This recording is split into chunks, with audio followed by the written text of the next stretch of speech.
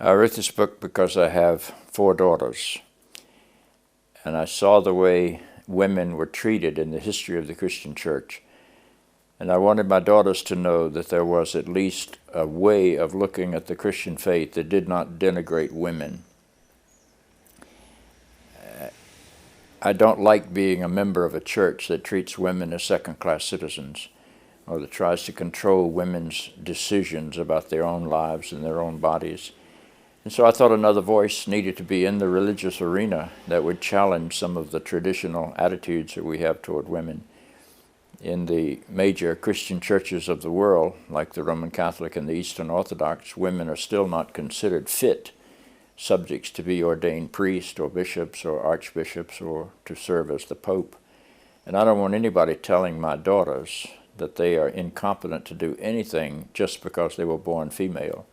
So I wrote quite specifically and quite consciously to counter the anti-female bias that's so alive in the Christian tradition. Well, my determination was that so much of the anti-female bias in the Christian church originates in the story of the birth of Jesus and the role of the virgin in that birth. There's no such thing as a virgin birth except in mythology. You can find plenty of mythology in the Mediterranean world about heroic men who had miraculous or spectacular virgin births. Even Alexander the Great was thought to have been born of a virgin with some divine figure as his father. That was a popular way of describing human greatness, always male greatness in the ancient world. And so I think that perpetuates an anti-female bias. That's why I use the birth narratives of Jesus to counter the bias against women in our society. One of the things that fascinated me in this study was that the virgin birth, as important as it seems to be in the Christian church, is not original to the Christian story. It does not appear in the Christian tradition until the 9th decade.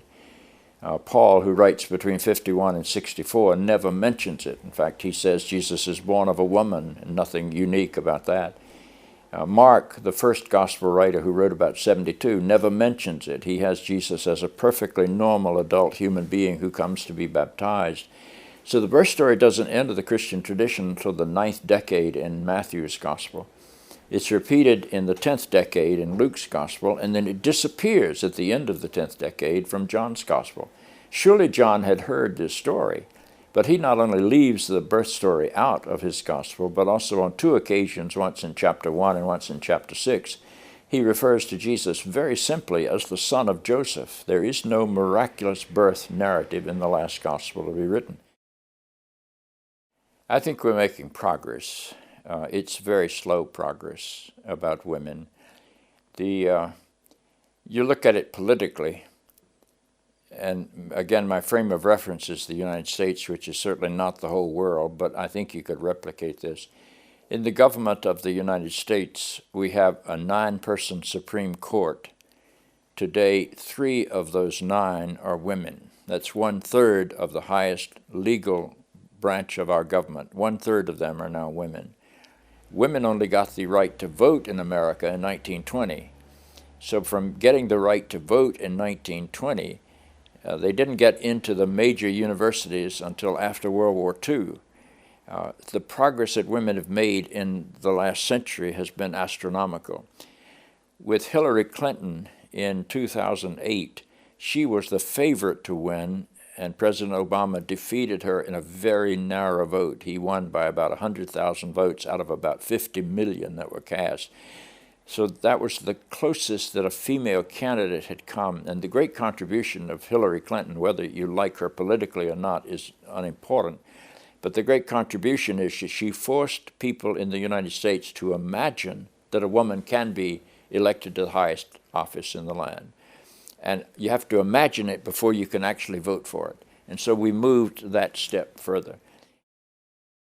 So I don't think you're going to go backwards. I think you're going to continue to go forward in all of these. And in the Christian church, in my branch of the Christian church, the Anglican Communion, we have about 100 bishops in America. Today, I would guess up to 30 of them are female, so it's about 30%. But if you look at our students in theological colleges preparing to be ordained, the women are about 55% and the men are about 45%. We've actually got a majority of women. So I think the future, more and more, will be a society of equality, where women will not be suppressed or oppressed, where they'll have an opportunity to do anything that a man can do. And I rejoice in that day. I think that's a step into a deeper sense of what it means to be human.